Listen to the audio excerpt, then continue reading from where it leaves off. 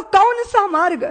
क्या हिंदू जाति जिसने नक्षत्रों को संज्ञा दी, वो हिंदू जाति जिसने सागर की छाती पर पत्थरों को तैराया, इतना गौरव रखने वाली हिंदू जाति, उसका स्वाभिमान धुआं बनकर उड़ेगा?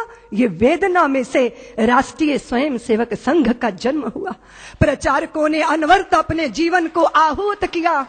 एक प्रश्न पैदा हुआ कि जिस हिंदू ने नभ में जाकर नक्षत्रों को दी है संज्ञा, जिसने हिमगिर का वक्ष चीर भू को दी है पावन गंगा, जिसने सागर की छाती पर पाषाणों को तैराया है, हर वर्तमान की पीड़ा को हर जिसने इतिहास बनाया है, जिसके आर्यों ने घोष किया कृणवंतो विश्वमार्यम का, जिसका गौरव कम कर न सकी रावण की स्वर्णमयी लंका, जिसके यज्ञों का एक हव्य 100 पुत्रों का जनक रहा, जिसके आंगन में भयाक्रांत धनपति बरसाता कनक रहा, जिसके पावन बलिष्ठ तन की रचना तन दे दधीची ने की, राघव ने बन बन भटक भटक जिस तन में प्राण प्रतिष्ठा की, जौहर कुंडों में कूद कूद सतियों ने जिसे दिया सत्व, गुरुओं गुरुपुत्रों ने जिसमें चिरबलिदानी भर दिया तत्व, वो शाश्वत हिंदू जीवन क्या स्मरणीय मात्र रह जाएगा? इसकी पावन गंगा का जल क्या नालों में बह जाएगा? इसके गंगाधर शिव शंकर क्या ले समाधि सो जाएंगे? इसके पुष्कर इसके प्रयाग क्या गर्त मात्र हो जाएंगे?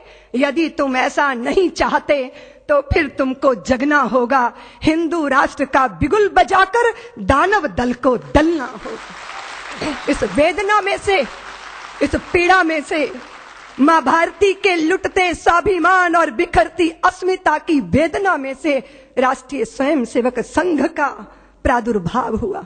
फिर एक एक दीपक जले, तिल तिल करके अपने आप को मां भारती के चरणों में आहूत करते रहे।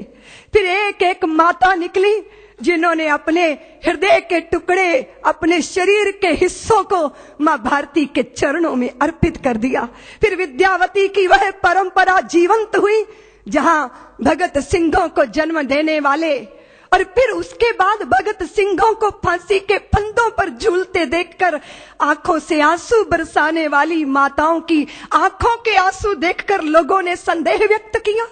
विद्यावती को यही तो कहा था कि आप अपने बेटे की पुत्र की शहीदी पे रोती हो, इतनी कमजोर मां हो। तो विद्यावती ने कहा, मैं अपने पुत्र की शहीदी पे नहीं रो रही, अपनी कोख पे रो रही हूं। कदाचित मेरी कोख ने एक और भगत सिंह को जन्म दिया होता तो मैं उसको भी देश के चरणों में अर्पित कर देती। फिर देश के अंदर तांता शुरू हुआ। माताओं ने अपने हृदय के पुष्प मां भारती के चरणों में अर्पित करना प्रारंभ किया। और प्रचारक जीवन को अपना के व्यक्तिगत परिवार कुछ नहीं, परिवार सारा राष्ट्र परिवार है। अगर अपने भी साथ छोड़ देंगे तो चिंता मत करना, देश तुम्हारा परिवार है, तुम्हारा कुटुंब है। ये भावना और ये उत्कट भावना प्रचारक के जीवन का संबल बनती रही।